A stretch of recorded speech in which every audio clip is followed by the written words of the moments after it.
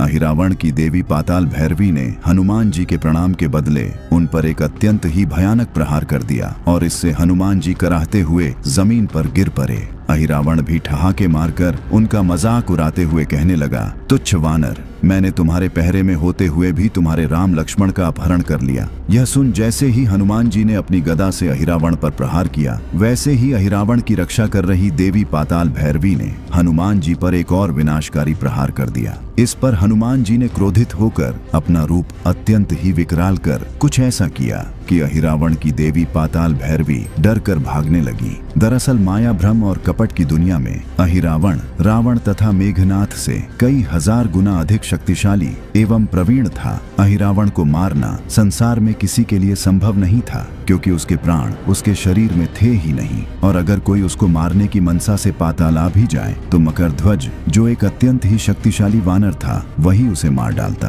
पर अगर कोई मकरध्वज को भी हरा दे तो भी वह अहिरावण तक पहुंच ही नहीं सकता था, क्योंकि उसकी रक्षा उसकी तांत्रिक देवी पाताल भैरवी अपनी सहायक शक्तियों के साथ करती थी। इस प्रकार अहिरावण तीनों लोक में अजेय था, और इस बात को लंकेश रावण भली भांति जानता था। तभी तो जब रावण अपने सबसे शक्तिशाली पुत्र मेघनाथ के वध से हताश हो गया तो उसने अपने भाई अहिरावण को सहायता के लिए बुलाया। पर शुरू में तो अहिरावण ने इस युद्ध में शामिल होने से सीधे सीधे मना कर दिया। पर जब रावण ने उसे विश्वास दिलाया कि यदि वह राम और लक्ष्मण को पकड़कर अपनी देवी पाताल भैरवी को बलि के रूप में अर्पित कर देता है तो उसकी देवी अत्यंत ही प्रसन्न हो जाएगी और उसे मनचाहा वरदान और अपार शक्ति देगी। इससे वह और भी अधिक शक्तिशाली हो जाएगा। अधिक शक्तिशाली होने के लालच ने अहिरावण को श्री राम लक्ष्मण के अपहरण के लिए प्रेरित किया, और फिर रावण की बात मानते हुए तुरंत ही श्री राम लक्ष्मण का अपहरण करने निकल पड़ा।